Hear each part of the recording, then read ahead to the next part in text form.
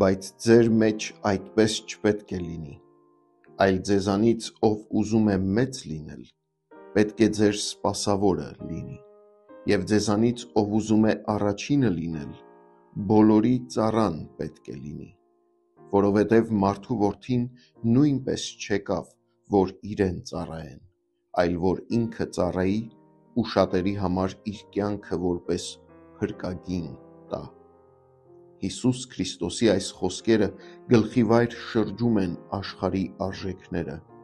Քրիստոսի թագավորությունում պատիվը գալիս է խոնարհության միջոցով, իսկ իսկական զորությունը ուրիշներին ծառայելու միջոցով։ Նա, ով ցանկանում է մեծը լինել, ձեր մեջ պետք է լինի բոլորի ծառան։ Աշխարհը մեծությունը չափում է ուժով, բայց Քրիստոսը այն չափում է խոնարհությամբ։ Աստծո թագավորությունում իսկական մեծությունը չի չափվում իշխանությամբ կամ փառքով, այլ խոնարհությամբ և ծառայությամբ։ Հիսուսը, թագավորների թագավորը, մեզ համար դարձավ ամենավեհ օրինակը։ Նա մարդացավ, ծառայի կերպարանք առավ, նա, որ տերերի Տերն է, դարձավ ծառա, որպեսզի մեզ ազատագրի մեղքի ու մահվան գերությունից։ Ծառայությունը ճանաչում փնտրելու մասին չէ, այլ հնազանդության, Աստծո կամքին հնազանդության։ Շատերը ցանկանում են մեծ գործեր անել Աստծո համար,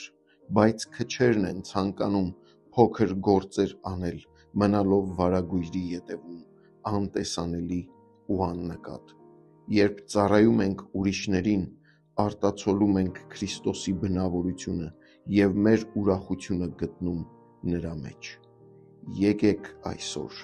ընդունենք ծառայությունը որպես առանձնաշնորհում և ոչ թե ծանր պարտականություն։ Փնտրենք ծառայել ոչ թե ինքնագոհության համար, այլ Աստծո փառքի համար և Քրիստոսին փառավորելու համար։